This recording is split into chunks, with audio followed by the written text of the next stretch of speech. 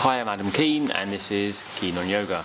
Today we're going to be talking about the diaphragm and the role of the diaphragm in practice. Right, so what does it mean? Well, the diaphragm is a muscle, it attaches around your solar plexus and it's related to the breathing, right? And when we're talking about bandha, which we hear a lot about in Ashtanga yoga particularly, really we're talking about diaphragmatic control.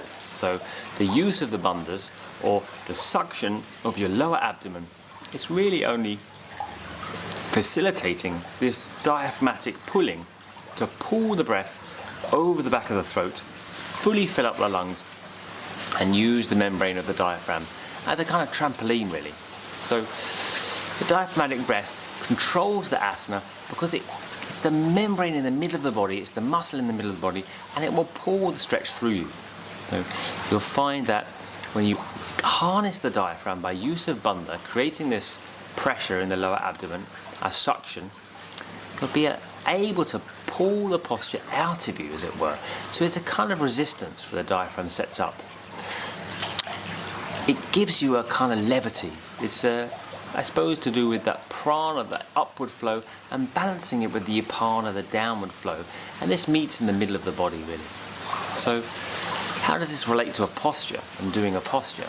Well, the diaphragm exhaling will pull you together, it pulls up and in, and the diaphragm inhaling will be a slight expansion. So if you think about doing a yoga posture, between every inhale and exhale you have two halves of a breath, and the inhale is expansive and the exhale is contractive slightly. So it's like a yin and a yang. So in every posture, when you take the asana, you've made the shape, and then you remake the shape every inhale breath with the use of the diaphragm pulling down, and as you exhale you pull out of the shape, you try and pull against the shape.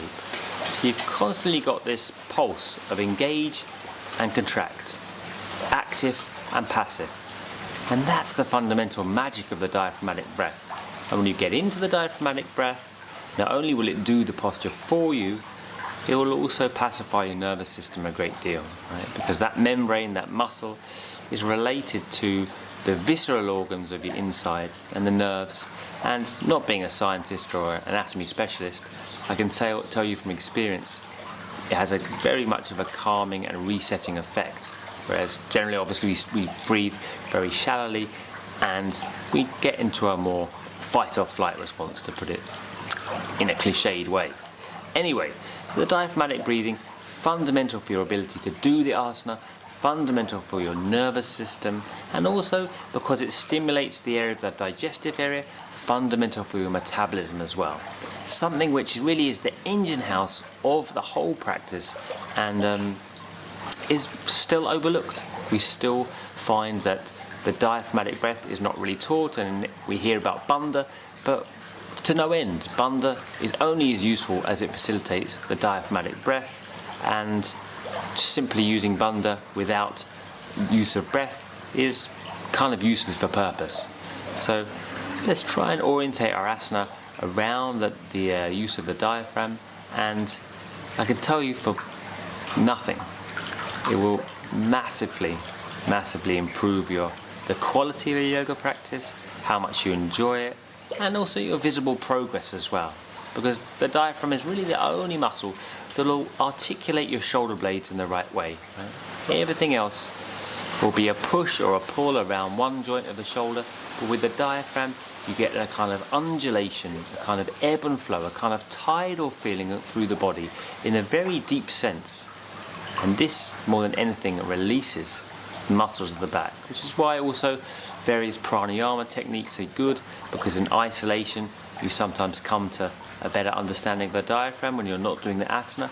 On the other hand, doing the asanas over a period of time also gives you a focus point to engage diaphragmatic breath, and again that making of the asana on the inhale as the diaphragm pulls down every single breath, and on the exhale the contraction, the pulling against the frame of the asana. Well, I hope that gives you a few little tips for at least throwing your mind and focus on diaphragmatic breathing when you're doing the yoga postures, because it is the fundamental key and aim of the hatha yoga posture.